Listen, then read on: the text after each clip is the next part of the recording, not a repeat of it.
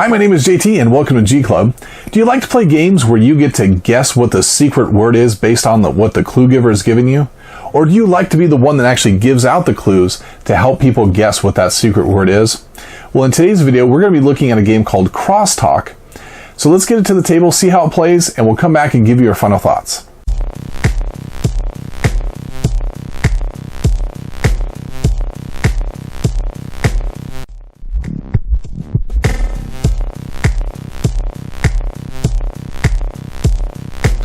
Crosstalk pits two teams against each other, giving subtle clues in an attempt to guess the secret keyword, while tripping up their opponents.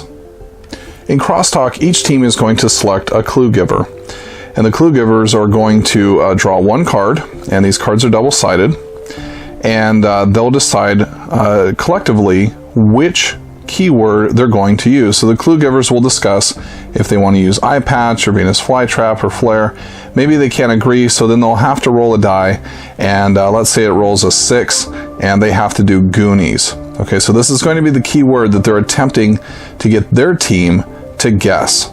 Now each team is going to be given a private clue board, and this clue board is going to allow them to write something that only their team is going to see.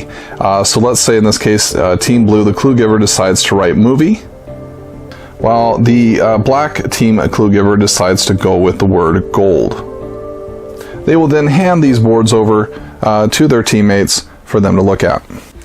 Then the round will begin, and then the clue givers are going to start alternating giving clues. And so let's say the blue team decides to put 80s out there. Now what's going to happen is that as they alternate giving clues, their team is actually not going to be guessing. So in this case, the blue clue giver gives the clue of 80s. Now the black team will actually get to guess. So keep in mind, the black team saw that it was gold and that it was 80s.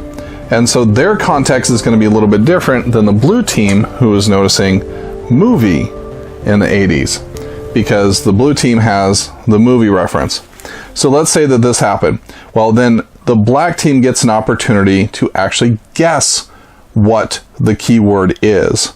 And so they might think 80s, they might think gold, maybe they're thinking it's football, and they think it's the 49ers because maybe that's the heyday of the 80s. I don't know. But then they move on from there. So let's say that the black clue giver decides to do pirates. Now, the blue team has the opportunity to be able to guess, and let's say that they guess the pirate movie. Now, this might seem kind of odd to the black team because the black team was thinking gold and pirates, so they might be thinking something different. But with the context of 80s, pirates, and movie right now, the blue team is thinking that there's probably an 80s movie with pirates in it. Now this will continue going back and forth until one of the teams actually is able to guess it correctly, or we run out of clues by getting down to the 5th clue and no one's able to guess. And in that case, the round ends in a tie and nobody scores any points. Now each team does have their own individual whiteboards where they can write notes. So they can stop what they're doing, collaborate, and then listen to the clue giver, so they can be able to write notes to each other and no one else is going to see that, and helping trying to discuss and decipher what it means by the public and private clues. There are also these hint cards that are available to each team that they can use once per round, and what they can do is they can use some symbology down here.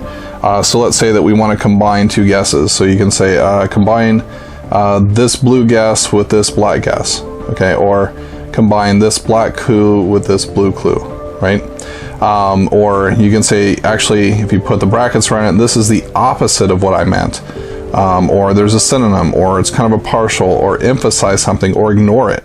And the cool thing is about doing something like ignore is you could actually take and give a false clue on your turn and say ignore that, and then hand that over to them, so that your team realizes that that was just to throw off the other team. And so each team has one of these boards. They can use them once per game or once per round, and be able to utilize this to be able to help their team out. So play will continue going back and forth between the teams until somebody actually guesses the keyword correctly or you run out of clues. Once the round ends, you will swap out your clue givers, give them a turn, and we'll continue on until someone scores 5 points. And once that team scores 5 points, they win the game. And that's how you play Crosstalk. Alright, now there are a ton of cards in here, and just here's some for example. So, Grand Jury, Simpsons, Logarithm, Napoleon, Slot Machine, Can Opener, Truck Stop, Planet of the Apes, Abandoned Ship, Buddha, Voodoo Doll, Dumpster Diving, there you go, there's a fun one. Soprano, Contractor, Misdemeanor, those have nothing to do with each other. Scarecrow, where's Mrs. King? So yeah, there's just a ton of these cards in here, a lot of replayability with all these cards. They're two-sided, so plenty to go around. You're not going to run out of those.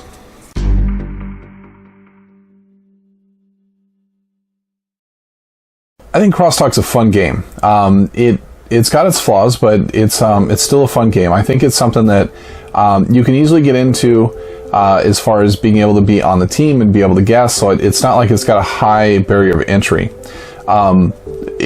It does also a really good job at creating like these tense moments of trying to figure out how exactly do I give my clue in a way that doesn't completely give it away to the other team, but at the same time helps set up what I've done in my private clue for my team. And so your hope is that you've done a really good job of giving that private clue that helps give some context to all the things that you're putting down on the public clue board. It also can be a tight game because you only have so many clues that you can give in order to score the point. Now, on the other hand though, because sometimes trying to figure out these more difficult words can really kind of bog things down. So if you have players that tend to really think through things, or there's a really difficult word that pops up that they decide on that maybe they shouldn't have decided on, it really can bog it down and make that long. So if you have people that are AP prone and they're the clue givers, it's going to slow it down a little bit. The other piece that I had some complaints about was just around these boards. Now you have these boards that allow you to be able to write notes to each other for teams and whatnot, but I heard some complaints from the other players that said that there just wasn't enough room on the board. Now I don't know if I really feel that way, but I think some people who have very large handwriting weren't able to kind of keep things going there. What I do enjoy is the fact that I can play this on a simple level, just as a light party game, but we can also add some depth to it by actually using these hint boards. Because I can do things like ignore on here, is I can actually give a clue that kind of throws off the other team, but then I can give this out and say, hey guys, just ignore clue number 2 that I gave. Because maybe I throw something out there, like the Goonies reference that we use in the overview.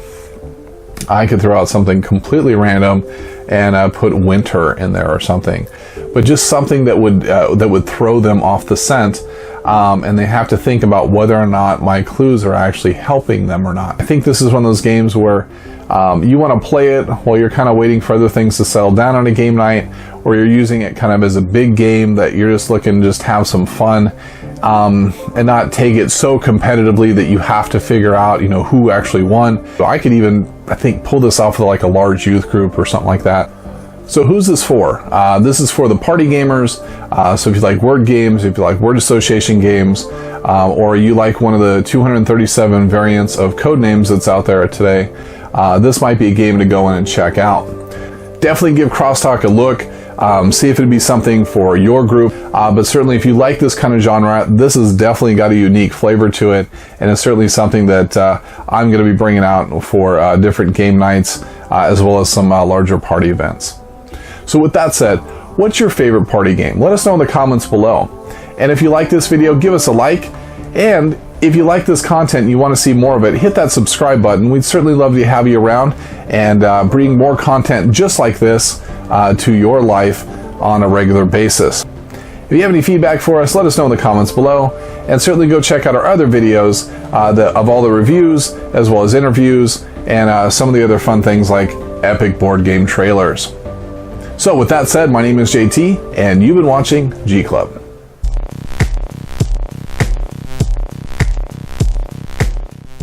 The blue clue giver, in this case, the blue clue giver